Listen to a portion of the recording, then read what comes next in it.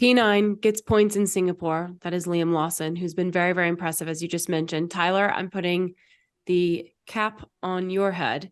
Okay. Does Liam Lawson deserve a seat at Williams enough to oust a Logan Sargent? I think Liam Lawson should get the seat at AlphaTauri. Okay. Well. Absolutely. Yeah. I mean, Sargent really hasn't shown anything to warrant why you would say. But Williams aside, you think he deserves an AlphaTauri seat?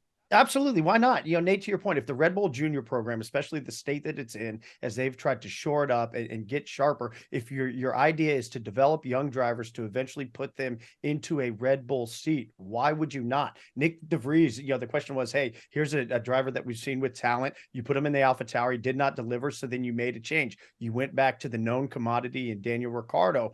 I think at this point, if you want to develop, I am all about any industry, develop your young talent. Opportunity, you can't do it sitting on the sideline. With Ricciardo, it was very important. So to me, it should be Lawson. And then the question is between Ricciardo and Tsunoda. And Nate, I think you made great points about having Daniel Ricciardo around your team and what that brings, both from a driving perspective and then off the track as well. So I think Lawson should be the sure thing for AlphaTauri. Yeah, and this is where, and I don't envy Red Bull really having to make the decision, because I can totally see the longevity argument with Tsunoda. You've got that. You want AlphaTauri next year to be more competitive. Tsunoda knows his way around the team a lot better. You keep him in. I think Tsunoda's good enough to stay in F1 as well. I think that complicates it, because there's a very big difference, isn't there, between is he good enough for Formula One and is he good enough to drive at Red Bull? Does he have the mental fortitude to drive alongside Max Verstappen? And I think there's different answers to both those questions. I think one is yes, he is good enough to be in F1. I don't think Red Bull would ever think he's, you see how Perez has struggled, and Perez is mentally, we always thought, one of the strongest drivers around. Yuki, everything you hear from him, he's not, that's not a strong part of his kind of his game. And it is just 3 races, but from what we've seen from Lawson would suggest that he's on a much more even keel when it comes to his temperament. Who knows? That might change. We might see him have a big accident this weekend. Everyone's fickle. Suddenly they say, actually, this Lawson guy's rubbish. But right now, what we have is that, it looks like Red Bull have kind of unearthed a bit of a gem in Liam Lawson, which maybe, and I think he surprised them as much as he surprised people watching, because if they knew he was this good, I think he'd been in the car already.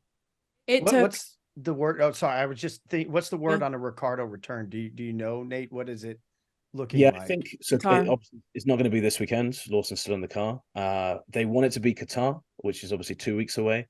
But I think it could be Austin, because I think with what I've said, and again, I would say I'm about 90% sure Ricciardo has one of those 2 seats.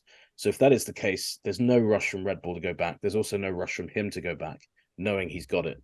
I think if that situation was different, I think we could have seen him rushing back for these 2 races.